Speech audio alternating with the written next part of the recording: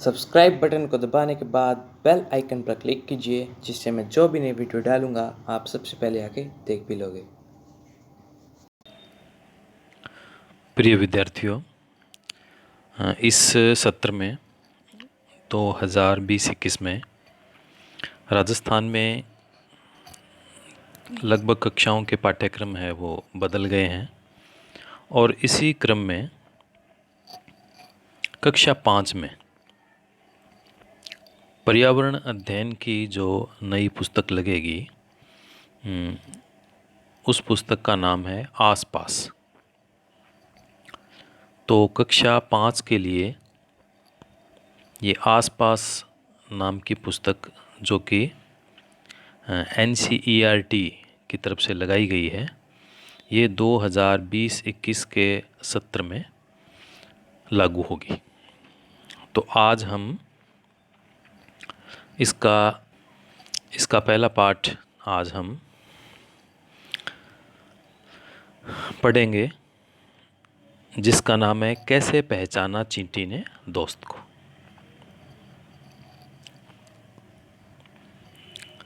चींटी से आप सभी परिचित हैं। आपने छोटी छोटी चींटियाँ आप सबने देखी है। कहीं पर भी यदि कोई नमकीन गिर गया, कहीं कोई चीनी का दाना गिर गया, तो तुरंत ही वहाँ पर चींटियाँ आ जाती है। कहीं पर यदि तेल या घी लग जाता है तो वहाँ भी चींटियाँ आ जाती है। तो उन चींटियों से आप सभी परिचित हैं। अब किस प्रकार से चींटी है या अपने आसपास रहने वाले जो अन्य जानवर है, कोई कुत्ता है, बिल्ली है, चिड़िया है, अन्य पक्षी हैं, वो किस प्रकार से व्यवहार करते हैं, कैसे वो अपना जीवन यापन करते हैं, कौन सी इनमें विशेषता होती है, इसके बारे में थोड़ी जानकारी करने की इस पाठ के द्वारा हम कोशिश करते हैं कि कैसे पहचाना चींटी ने दोस्त को। अब कई बार ऐसी घटनाएं होती है कि आप कहीं स्कूल के मैदान में बैठे हैं और अपना भोजन कर रहे हैं। इतने में ही एक चील आती है और वो आपका भोजन उठाकर वो ले जाती है। हालांकि आजकल ये चील नामक जो पक्षी है वो बहुत ही कम हो गए हैं। अपने को ये पक्षी ज़्यादा दिखाई नहीं देते हैं, लेकिन इसके स्थान पर हम मान सकते हैं कि भी आप भोजन लेके बैठे हैं, कोई बंदर आ गया है, बंदर आपका भोजन लेकर जा सकता है। या कहीं पे यदि चील पाई जाती है तो ये भी संभव है कि आप भोजन करने के लिए मैदान में बैठे हों और चील आई और फुर्ती से आपका भोजन, आपकी रोटी ले गई। ऐसा संभव है।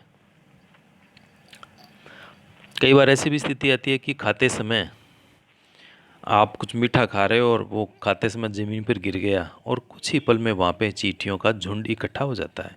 ये बिल्कुल सामान्य बात है। ये हमारे घरों में होता है। आप कुछ मीठा खा रहे हो या कुछ नमकीन खा रहे हो, कोई भुजिया का दाना है वो नीचे गिर गया, तुरंत ही वहाँ चींटियाँ आ जाएगी। ये आप सबने देखा है। अब आपके मन में आता है कि जानवरों में भी देखने की, सुनने की, सूंघने की और महसूस करने की शक्ति होती है क्या? कोई जानवर मीलों दूर से शिकार को देख सकता है। जैसे इस के प्रारंभ में हमने भोजन का जो उदाहरण दिया था, उसमें चील झपट्टा मार के रोटी ले जाती है, तो उसकी एक विशेषता होती है, मीलों दूर से वो शिकार को देख सकती है। कोई ऐसे जानवर होते हैं कि हल्की से आहट को भी सुन लेते हैं। हल्की सी आहट यानी थोड़ी सी भी कोई आवाज़ हुई है, कोई गतिविधि हुई है, उसको तुरंत ही वो सुन लेते हैं। और कोई जानवर अपने साथी को सूंघ कर ढूंढ लेता है। अब आपको जानकर आश्चर्य हुआ ना कि जानवरों की किस प्रकार से अजब गजब की ये दुनिया है, कि कैसे वो सूंघ कर और कोई हल्की सी आहट से भी वो ढूंढ लेते हैं। आपने ऐसा बहुत बार देखा होगा कि आप कहीं रास्ते में जा रहे हो और वहाँ पर कुत्ता बैठा है। आपको ऐसा लग रहा है कि कुत्ता आराम से बैठा है, सो रहा है कुत्ता, और आप बड़े ही डरते डरते, कई ऐसे भैया बहन होते हैं जो कुत्तों से डरते भी हैं, और डरना भी चाहिए, सावधानी रखनी भी चाहिए। तो आप, कोई कुत्ता बैठा है और आपके पास से आप गुजर रहे हो, उस कुत्ते के पास से आपको लग रहा है कुत्ता सो रहा है, लेकिन जैसे ही आप उसके पास से निकलोगे, गुजरोगे, तुरंत ही उसके कान खड़े हो जाते हैं। ये कैसा होता है? क्योंकि आपकी आहट को वो सुन लेता है। अब जो चींटी होती है वो किस प्रकार से अपना जीवन यापन करती है, क्या क्या उसकी विशेषता आती है, उसके बारे में थोड़ा सा अपने और देखते हैं। अब ये चींटियों की आपको एक कतार दिखाई दे रही है। चींटियाँ, आपने देखा होगा, चींटियाँ एक कतार में एक लाइन में चलती है। बहुत ही अनुशासन का पालन करती है वो, बिल्कुल सीधी सीधी लाइन में चलती रहती है, एक के पीछे दूसरी चलती है। तो एक चींटी अपने रास्ते पर चली जा रही थी। अचानक अपने सामने दूसरी टोली की चींटियों को देखकर वह झट से अपने बिल की तरफ वापस दौड़ी और बिल के बाहर पहरा दे रही चींटी ने उसे पहचान लिया और बिल में घुसने दिया। ऐसा होता है। अब प्रश्न सामने ये उठता है, या आप बताइए कि इस चींटी को कैसे पता चला कि सामने वाली चींटियाँ दूसरी टोली की है? अब दिखने में तो सारी चींटी एक जैसी होती है, ऊपर से एक जैसी दिखाई देती है। कोई यूँ तो होता है नहीं कि भी मनुष्यों की तरह उन्होंने अलग अलग कपड़े पहन रखे हैं, पता लग गया उनका, या उनकी ड्रेस देख के पता लग गया। तो सामने आने वाली चींटी का पता कैसे लगा? और फिर वो चींटी वापस अपने बिल में गई, तो बिल की जो पहरेदार चींटी थी उसने उसको रोका नहीं और उसने उसको पहचान कर अंदर जाने दिया। ये कैसे हुआ है, इसके बारे में विचार करते हैं। अब कई बार ऐसा होता है कि चीनी के दाने हैं या गुड़ है या कोई मीठी चीज़ आपने ज़मीन पे रखी और आप इंतज़ार करोगे चींटियों के आने का। तो क्या होता है, कितनी देर में चींटियाँ आ जाती है? और क्या सबसे पहले एक चींटी आती है या एक साथ बहुत सारी चींटियाँ आ जाती है? और चींटियाँ आ गई तो उसके बाद में वो जो खाने की सामग्री है, कोई गुड़ है, चीनी है, कोई भुजिया का दाना है, तो उस खाने की सामग्री का वो क्या करती है? उस सामग्री को वो कहाँ लेकर जाती है? क्या वह एक दूसरे के पीछे कतार में चलती है क्या? तो आप इसका उत्तर दे सकते हो। यदि कोई कुछ दाना है, गुड़ है, कोई मीठी चीज़ ज़मीन पे यदि रख दी, तो कुछ देर के बाद में हम मानते हैं कि भी ये काम लगभग 5 मिनट 10 मिनट से प्रारंभ हो जाएगा और घंटे 2 घंटे में 3 घंटे में बहुत सारी चींटियाँ वहाँ पर आ जाती है। सबसे पहले एक चींटी आती है, उसके बाद में दूसरी चींटी आएगी। ऐसे चींटियाँ एक दूसरे को इसकी जानकारी देती रहती है कि वहाँ खाने की सामग्री है, और फिर चींटियाँ इकट्ठी हो जाती है। और ये जो खाने की सामग्री होती है वो चींटी उसको फिर ले जाएगी। कई बार उस सामग्री को एक चींटी ले जाती है, यदि भारी है तो एक दूसरे का सहयोग करती है वो, फिर वो दो चींटियाँ मिलकर उस सामग्री को ले जाएगी और लेकर कहाँ जाएगी? अपने बिल में ले जाएगी और एक दूसरे के पीछे वो कतार में चलती है। अब बिना किसी चींटी को नुकसान पहुंचाए, एक छोटा सा प्रयोग है। उस कतार के बीच में पेंसिल से कुछ देर चींटियों का यदि हम रास्ता रोकेंगे तो क्या होगा? अब चींटियां कैसे चलने लग जाएगी? बहुत साल पहले की बात है, एक वैज्ञानिक ने इसी तरह का एक प्रयोग किया और प्रयोग करने के बाद में वह वैज्ञानिक इस नतीजे पर पहुंचा कि चींटियां चलते समय ज़मीन पर कुछ ऐसा छोड़ती है जिसे सूंघ कर पीछे आने वाली चींटियों को रास्ता मिल जाता है। यानी जो चींटियां पंक्ति में चल रही है वो पीछे वाली चींटियों के लिए कुछ न कुछ वो रास्ता छोड़ती रहती है, कुछ न कुछ वो संकेत करती रहती है। और संकेत क्या होता है? सूंघने के हिसाब से होता है। कुछ न कुछ ऐसा पदार्थ वो डालती है ताकि उसको सूंघ कर पीछे आने वाली चींटी उस रास्ते पे चलती रहती है। अब पेंसिल से चींटियों का रास्ता रोकेंगे तब उनके ऐसे व्यवहार का क्या कारण था? कुछ नर कीड़े मकोड़े अपनी मादा कीड़े की गंध से उसकी पहचान कर लेते हैं। कई बार ऐसा होता है, इसका मतलब यह है कि जो चींटियां हैं वो कुछ न कुछ पदार्थ ऐसा रास्ते में डालती रहती है। पेंसिल आपने बीच में लगाई तो वहाँ से वो रास्ता बदल लेगी, और रास्ता बदल कर वो जो पदार्थ उसको छोड़ना है उस रास्ते पे छोड़ती जाएगी, तो उसके पीछे आने वाली चींटियाँ उस रास्ते पे चलना प्रारंभ करती है। कई बार आप मच्छरों से बहुत परेशान होते हो, रात्रि को सोने नहीं देते। जैसे ही आप सोने का प्रयास करते हैं, आपके पास में आएगा। वो आपके शरीर के कहीं भी पास में आ सकता है, आपको पता नहीं लगता। लेकिन जैसे ही वो कान के पास आएगा तो उसके जो पंखों की ध्वनि है, आवाज़ है, उससे आपको पता लग जाएगा कि मच्छर आ गया। अब मच्छर हमें कैसे ढूंढ लेता है? मच्छर हमारे शरीर की गंध, खासकर पैरों के तलवों की ओर से हमारे शरीर की गर्मी से हमें ढूंढ लेता है। मनुष्य का शरीर है वो निरंतर कुछ उसका एक टेम्परेचर होता है। मनुष्य के शरीर का एक जो निश्चित ताप है, आप कहीं भी हमारे शरीर के हाथ लगाओगे तो उसमें कुछ न कुछ आपको वो गर्म महसूस होगा, कहीं से ठंडा महसूस नहीं होता है वो। तो वो जो शरीर का तापक्रम है, उस शरीर के ताप से और गंध से, इन दोनों से मच्छर हमें ढूंढ लेता है, हमें पहचान लेता है। और कई बार ऐसा होता है कि आपने किसी कुत्ते को इधर उधर कुछ सूंघते हुए देखा होगा। अब कुत्ता क्या सूंघता रहता है?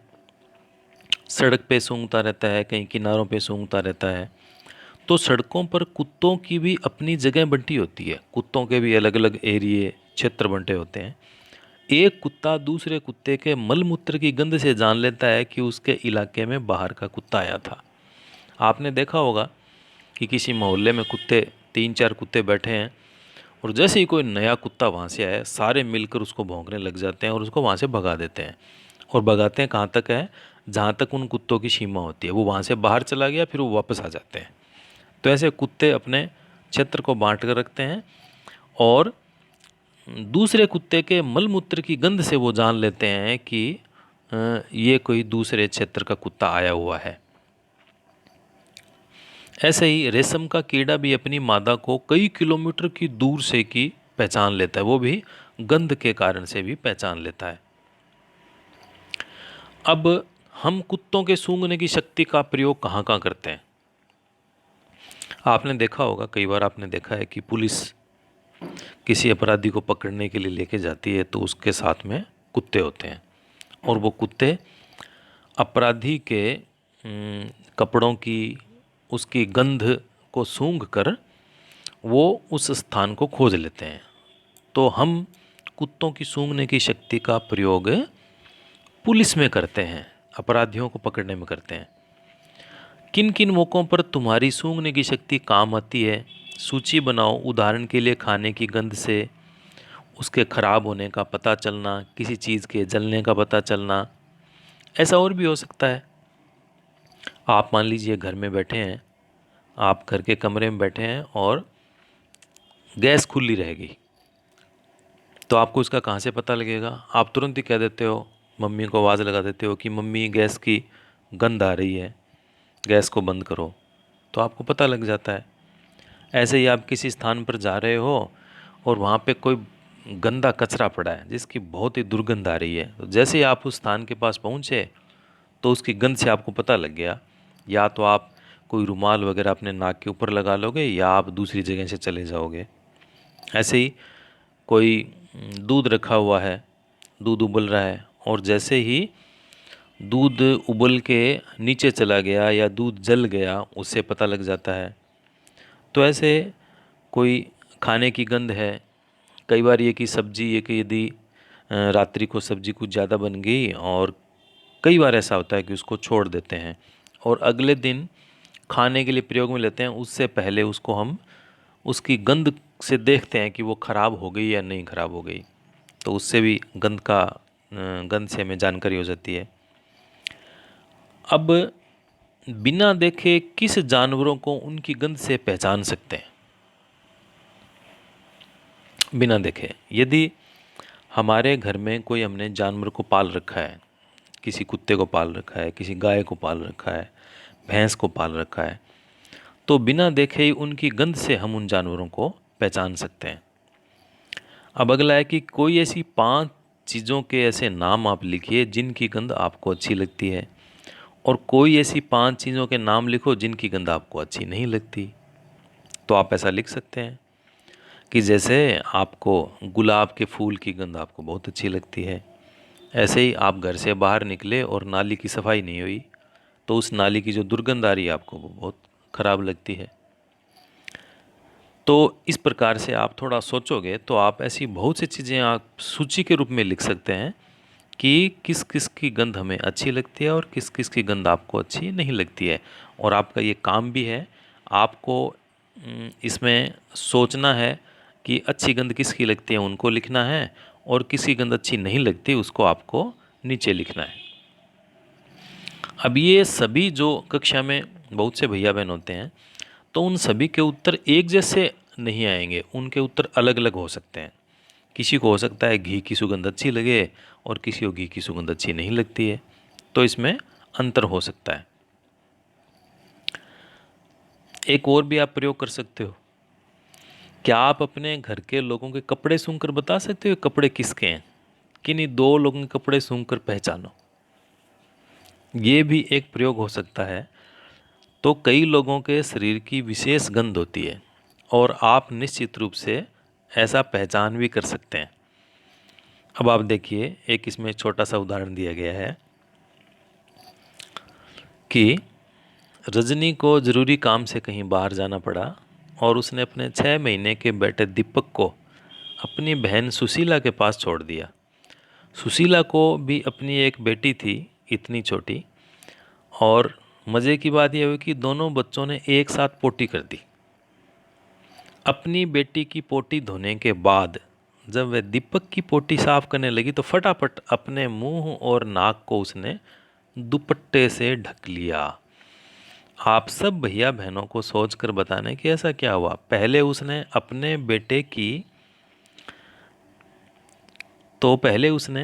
बेटी की पोटी धोई, साफ की, तो उसने कपड़े को नाक के मुंह के आगे नहीं लगाया। लेकिन दीपक की पोटी साफ करने लगी तो तुरंत ही उसने कपड़ा है वो अपने नाक पर लगा लिया। ऐसा क्यों हुआ? सुशीला ने अपनी बेटी की पोटी को साफ करते समय तो मुंह नहीं ढका, लेकिन दीपक की पोटी साफ करते समय उसने मुंह ढक लिया। ऐसा क्यों हुआ? आप में से कोई भैया बहन बता सकता है कि ऐसा क्यों हुआ? ऐसा इसलिए हुआ क्योंकि जो उसकी बेटी थी उसकी तो वो पोटी बार बार साफ करती रहती है, उसकी गंध से वो परिचित हो गई थी। और जो दूसरे बच्चे की पोटी थी उसके लिए उसकी एक गंध नहीं थी। और एक दूसरा कारण और भी हो सकता है कि प्रत्येक व्यक्ति में अपनेपन का एक भाव होता है कि वो तो अपना है। तो जो उसकी स्वयं की बेटी थी तो उसके लिए उसको कोई गंध का अनुभव नहीं हुआ, लेकिन दीपक जो आज ही उसके पास आया था उसकी पोटी उसको दुर्गंध युक्त लगी और उसने कपड़ा मुंह के ऊपर लगा लिया। कई बार ऐसा होता है कि आप कूड़े के ढेर के पास से गुजरते हो और वहाँ की जो गंध है वो आपको कैसी लगती है? निश्चित रूप से आपको बहुत ही गंदी लगती है। आप तुरंत ही कपड़ा मुंह के आगे लगा लोगे, या कपड़ा नहीं होगा तो आप अपना हाथ नाक के आगे लगाओगे, वहाँ से दूर से जाओगे। तो आप ज़रा सोचिए, आपने ऐसे बच्चों को भी देखा होगा जो दिन में कई घंटे तक इसी प्रकार के कचरे के ढेर में से कुछ चीज़ें ढूंढते रहते हैं, कचरा बीनते रहते हैं। उस कचरे में से जो काम की चीज़ें हैं, कोई प्लास्टिक है, कोई लोहे का टुकड़ा है, उनको वो अलग इकट्ठा करते हैं। तो ये एक बहुत ही सोचने की बात है कि ऐसे बहुत से बच्चे होते हैं जिनको पढ़ाई की उम्र में भी काम करना पड़ता है। अगली बात है, क्या गंध का अच्छा या बुरा होना सभी लोगों के लिए एक जैसा होता है, या इस पर हमारी सोच का असर भी पड़ता है? सबके लिए गंध का अच्छा या बुरा होना एक जैसा नहीं होता है और हमारी सोच का इस पर असर पड़ता है। अब आगे देखते हैं।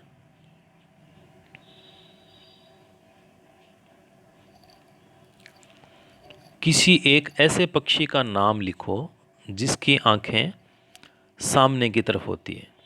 कुछ ऐसे पक्षियों के नाम लिखो जिनकी आंखें सिर के दोनों तरफ होती है, और इन पक्षियों की आंखों का आकार उनके सिर की तुलना में कैसा होता है। अब देखते हैं। ज़्यादातर पक्षियों की आंखें उनके सिर के दोनों तरफ होती है और ये एक ही समय में दो अलग अलग चीज़ों पर नज़र डाल लेते हैं। जब ये बिल्कुल सामने देखते हैं तब उनकी दोनों आंखें एक ही चीज़ पर होती है। और कई बार आपने देखा होगा कई पक्षी अपनी गर्दन बहुत ज़्यादा हिलाते हैं।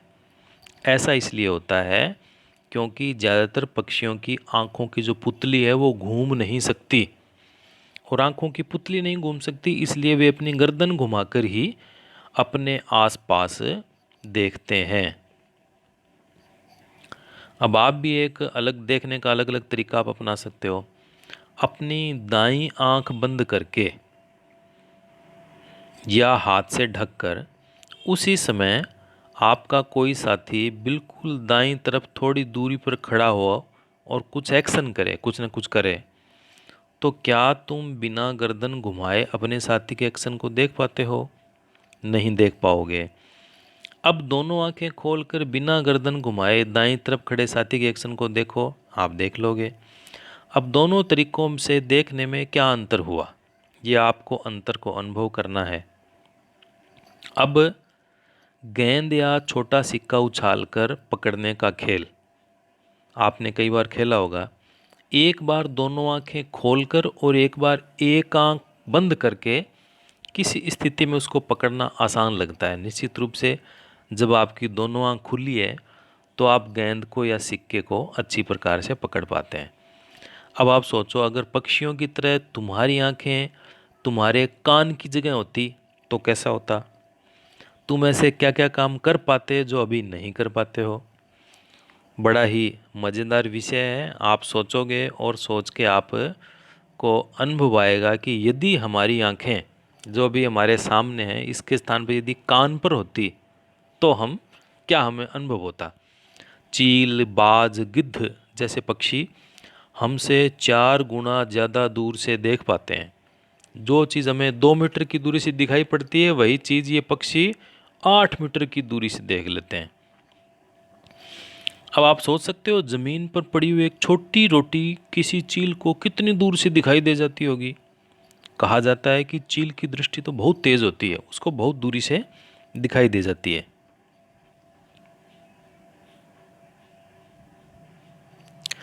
अब आगे देखिए एक मज़ेदार बात और है।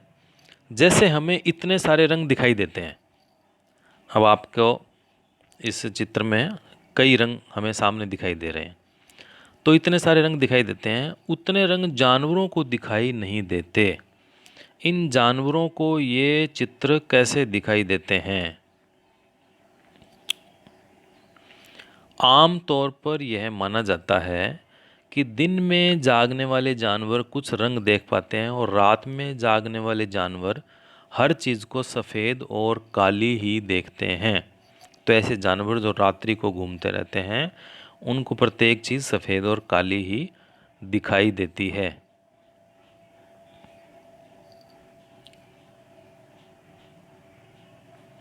पक्षियों के कान दिखाई नहीं देते। उनके बाहरी कान छोटे छोटे छेद जैसे होते हैं जो उनके पंखों से ढके रहते हैं। अब वो कान कितने तेज होते हैं।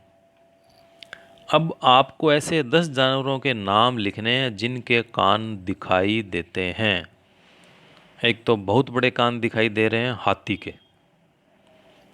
ऐसे और भी जानवर है, गाय के भी कान आपको दिखाई देते हैं, कुत्तों के भी कान दिखाई देते हैं, बिल्ली के कान भी आपको दिखाई देते हैं।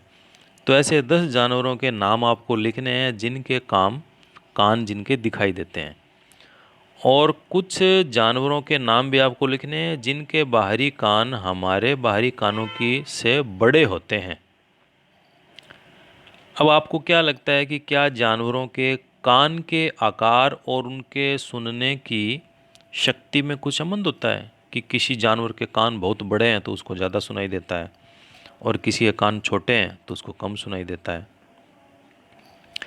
आप स्कूल में या घर में कोई ऐसी शांत जगह ढूंढो जहाँ एक बच्चा बाकी बच्चों से थोड़ी दूर खड़ा होकर धीरे से कुछ बोलता है और बाकी बच्चे उसे ध्यान से सुनते हैं। वही बच्चा फिर से उतने ही धीरे बोलता है और इस बार बाकी बच्चे अपने कानों के पीछे हाथ रखकर सुने। किस बार की आवाज़ ज़्यादा साफ सुनाई दी, अपने साथियों से आपको पता भी करना है। निश्चित रूप से जब आपने हाथ कानों के पीछे लगा रखे हैं तो निश्चित रूप से आपको आवाज़ ज़्यादा साफ सुनाई देगी। तुम अपने कानों पर हाथ रख कर कुछ बोलो तो आपको अपनी ही आवाज़ सुनाई देती है। आप अपने कान बंद करके कुछ बोलोगे तो आपको अपनी आवाज़ बहुत ही साफ सुनाई देगी। एक बार एक डेस्क को आप बजाइए। आप घर में हैं तो आप टेबल भी बजा सकते हैं, मेज़ है उसको बजा सकते हैं। अब जैसे चित्र में दिखाया दिया गया है कि आपने डेस्क या टेबल को बजाया और फिर अपने हाथ से डेस्क बजाई। अब किसकी आवाज़ आती है? अब आप अपने कान को टेबल पर लगाओगे तो सांप भी कुछ ऐसे ही सुन पाता है। उसकी बाहरी कान नहीं होते, जमीन पर हुए कंपन को वह सुनता है। जब आप कान को टेबल पे लगाओगे तो उसमें जो कंपन हो रहे हैं वो आपको सुनाई देगा। सांप भी ऐसे ही सुनता है, उसके बाहर के कान नहीं होते और ज़मीन पर हुए कंपन के कारण से वह सुनता है। अब आवाज़ें भी अलग अलग होती है। जंगल में ऊंचे पेड़ पर बैठा लंगूर, पास आती मुसीबत, कोई शेर है कोई चीता है, उसको देखकर एक खास आवाज़ निकाल कर अपने साथियों को संदेश दे देता है। अपने जो दूसरे साथी हैं उनको वो बता देता है कि कोई मुसीबत आ रही है। ये लंगूर का चित्र आपको दिखाई दे रहा है। लंबी पूंछ होती है, मुंह इसका काला होता है। तो ऊंचे पेड़ पर बैठा लंगूर, कोई मुसीबत आती है, शेर चीता उसको देखकर एक खास आवाज़ निकाल कर अपने साथियों को संदेश देता है। इस काम के लिए पक्षी भी खास आवाज़ें निकालते हैं। कुछ पक्षी अलग अलग खतरों के लिए अलग अलग आवाज़ें निकालते हैं। जैसे उड़कर आने वाले दुश्मन के लिए एक तरह की आवाज़ और ज़मीन पर चलकर आने वाले के लिए दूसरी तरीके की आवाज़। आवाज़ चाहे किसी भी जानवर ने निकाली हो, एक ही इलाके में रहने वाले बाकी सभी जानवर इन चेतावनी भरी आवाज़ों से सचेत हो जाते हैं, सावधान हो जाते हैं और अपना बचाव कर लेते हैं। कुछ जानवर तूफान या भूकंप आने से कुछ समय पहले अजीब हरकत करने लग जाते हैं। वो जंगल में चले जाते हैं या जानवरों के इस व्यवहार को समझते हैं। वे जान लेते हैं कि भूकंप आने वाला है या कुछ अनहोनी, कोई ऐसी घटना होने वाली है कि जो होना अच्छा नहीं रहता।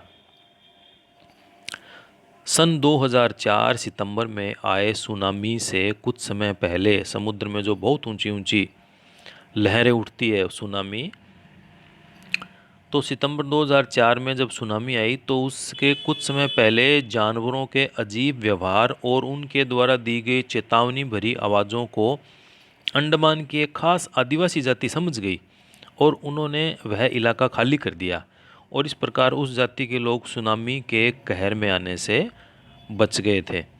ऐसे ही डॉल्फिन, ये मछली होती है और कई प्रकार के करतब दिखाने में इसको विशेषज्ञता होती है, समझदार होती है।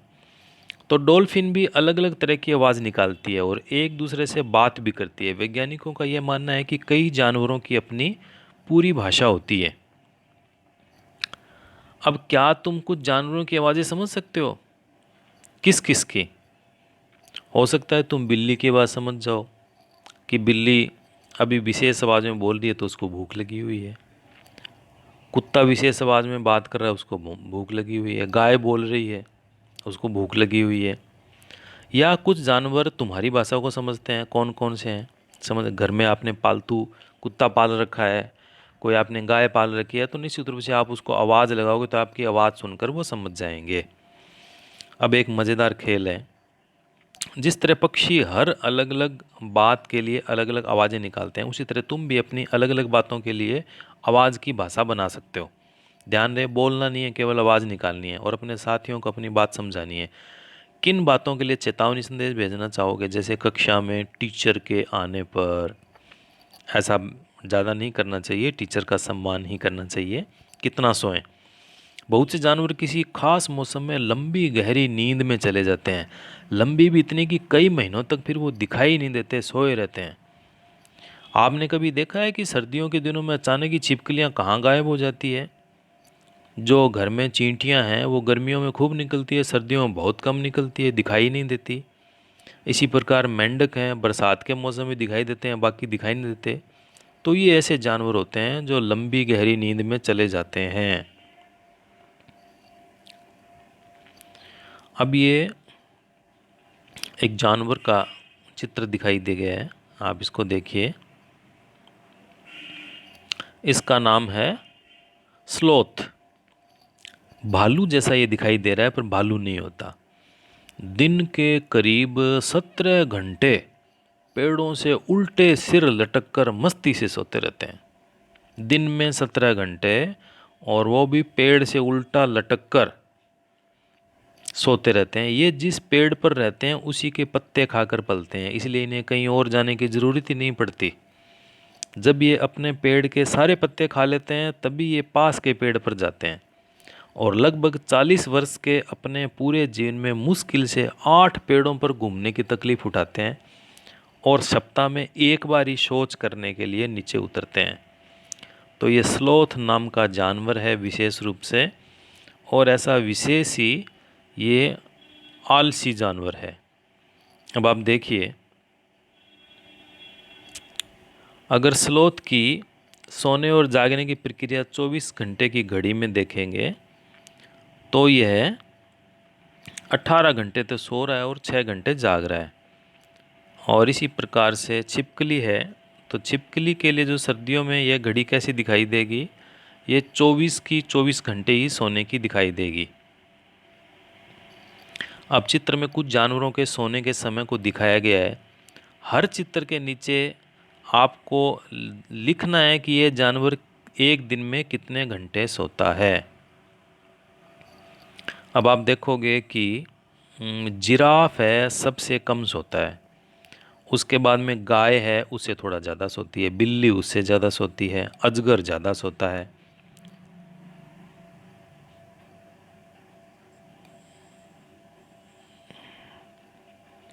अब जो आपके सामने चित्र दिखाई आया है, चित्र सामने आया है, बाघ का चित्र है। बाघ की कुछ विशेषताएं होती है कि यह अंधेरे में हमसे 6 गुना अच्छा देख सकता है। हमें जितना अंधेरे में दिखाई देता है हमसे 6 गुना ज़्यादा अच्छा इसको दिखाई देता है। बाघ की मूंछें हवा में हुए कंपन को भांप लेती है और उसे शिकार की बिल्कुल सही स्थिति का पता चल जाता है, और इससे इन्हें अंधेरे में रास्ता ढूंढने में मदद मिलती है।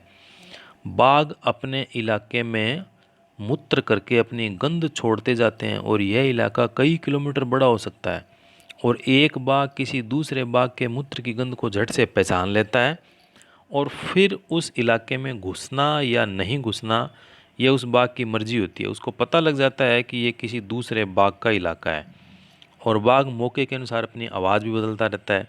गुस्से में उसकी आवाज़ अलग हो जाती है, जब बाघिन को बुलाना हो तो अलग आवाज़ होती है, कभी कराहना हो कभी गुर्राना होता है, तो बाघ का गुर्राना 3 किलोमीटर दूर तक सुना जा सकता है।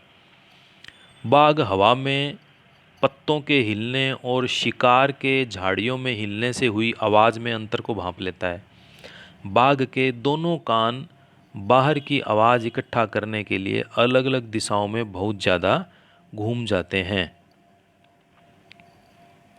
अब बाघ इतना सतर्क जानवर है, लेकिन इस सब के बावजूद वह आज खतरे में है। अब जंगल के बाघ को किन चीज़ों से खतरा होता है? शिकारियों से खतरा होता है, उसकी खाल इत्यादि के लिए शिकारी उसको मार देते हैं। क्या हम भी जानवरों के लिए खतरा बन रहे हैं? कैसे बन रहे हैं? हमारे शौक, हमारे कुछ इच्छाएं, उसके कारण से हम जानवरों के लिए खतरा बन जाते हैं।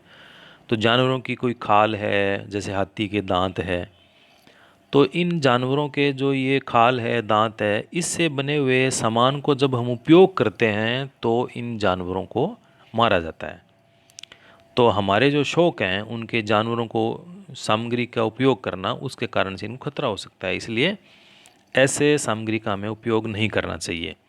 हाथी को उसके दांत के लिए, गैंडा है उसका सींग के लिए, शेर, मगरमच्छ, सांप उसकी खाल के लिए उसको मार दिया जाता है। कस्तूरी हिरण को थोड़ी सी खुशबू के लिए मार दिया जाता है। तो जानवरों को मारने वाले लोगों को कहा जाता है शिकारी। हमारे देश में बाघ और अन्य कई जानवरों की गिनती इतनी कम हो गई है कि उनके लुप्त होने का खतरा हो गया है। लुप्त यानी समाप्त होना। हमारे देश की सरकार इन्हें बचाने के लिए बहुत से जंगलों को सुरक्षा दे रही है। जैसे उत्तराखंड राज्य का जिम कॉर्बेट नेशनल पार्क है, राजस्थान के भरतपुर जिले में घाना पक्षी अभयारण्य है। इन जंगलों में जानवरों का शिकार करना मना है। यहाँ लोग जानवरों को या जंगल को नुकसान नहीं पहुँचा सकते और जानवर यहाँ पर बिना कोई चिंता के घूम सकते हैं। तो भारत में जानवरों की सुरक्षा के लिए ऐसे बहुत से अन्य नेशनल पार्क बने हुए हैं, कई राज्यों में बने हुए हैं। इनके बारे में भी आपको जानकारी इकट्ठी करनी है।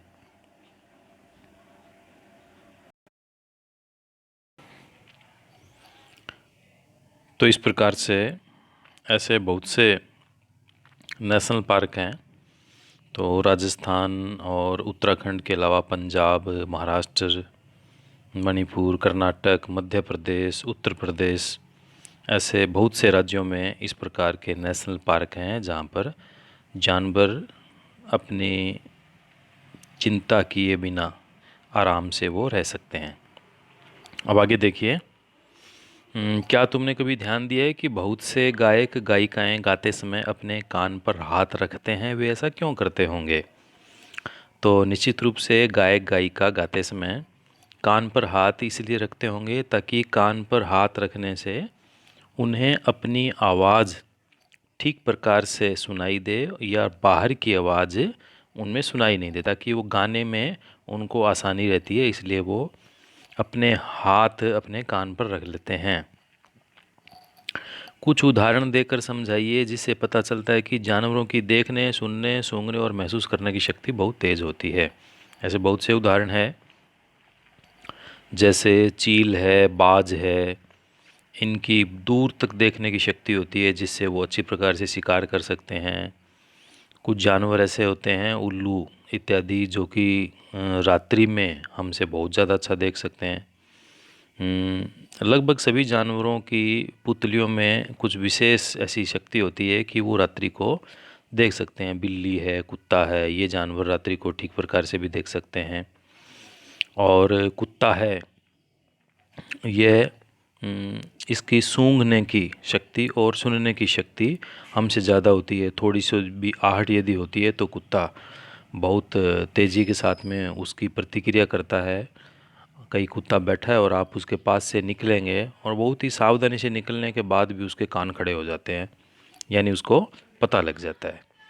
तो इस प्रकार से यह एक पार्ट था जिसमें जानवरों की और कुछ ऐसी विशेष शक्तियाँ, कोई सुनने की, सूंघने की, इस प्रकार की विशेषताओं के साथ लेते हुए ये पाठ हमने पूर्ण किया। आशा है आपने अच्छी प्रकार से इस पाठ को समझा है और इस पाठ में जितने भी प्रश्नोत्तर या कुछ जिज्ञासाएं आई है उसका समाधान हुआ होगा। फिर भी यदि कोई जिज्ञासा आपकी शेष हैं तो आप इस वीडियो के कमेंट बॉक्स में उस जिज्ञासा को लिखिए और उसका उत्तर भी आपको तुरंत ही उसका उत्तर आपको दिया जाएगा। एक बार फिर से आशा करता हूँ कि आप इस पाठ को अच्छी प्रकार से पढ़ेंगे